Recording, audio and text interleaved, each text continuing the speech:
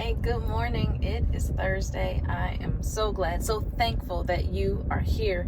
So, I was talking to my son yesterday because we gave away a bunch of shoes that the boys can't wear anymore. You know, as they grow, as their feet grow, they had a ton of shoes. And there's no reason to keep them because they don't fit anymore. And so we gave them away to another family. And so he looked under his bed because that's where the shoes go. And he said, "Mommy, where are all my shoes?" I said, "Well, baby, remember we gave them away." And he got really upset because he wanted all his shoes back. He wanted his shoes. And I had to explain this to him. And I'll get to my point. I promise I will. I had to explain to him that we had them. We bought them. And your feet got bigger. Like, you grew. You got bigger. You can't wear them anymore. And they were useful to somebody else. So we gave them away. So somebody else could use them, and maybe if they grow faster, then maybe they can give them away. So the point I tried to make with him, and he's 4, right?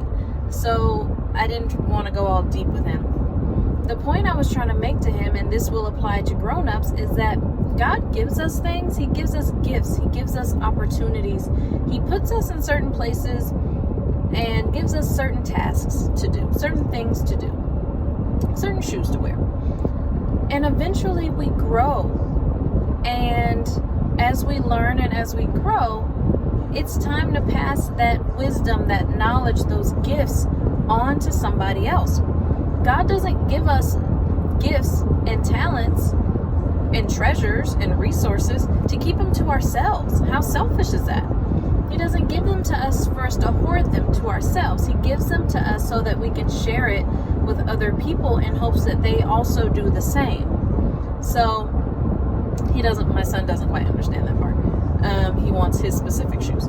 But you as grown-ups understand that the gifts that you have, the time, the talents, the treasures, share those. Your journey, share that. Whether you feel comfortable with it or not, there's somebody out there that can benefit from your story, that can benefit from your ups and your downs of your life. Somewhere out there, there's somebody that thinks that they are alone in this life, and there's nobody that can identify with what they're going through, whether they're a new mom or a single mom or just a busy mom that just can't seem to find the time to herself, for her health, for her fitness, for her wellness, for the business that she's been dreaming up in her head for years.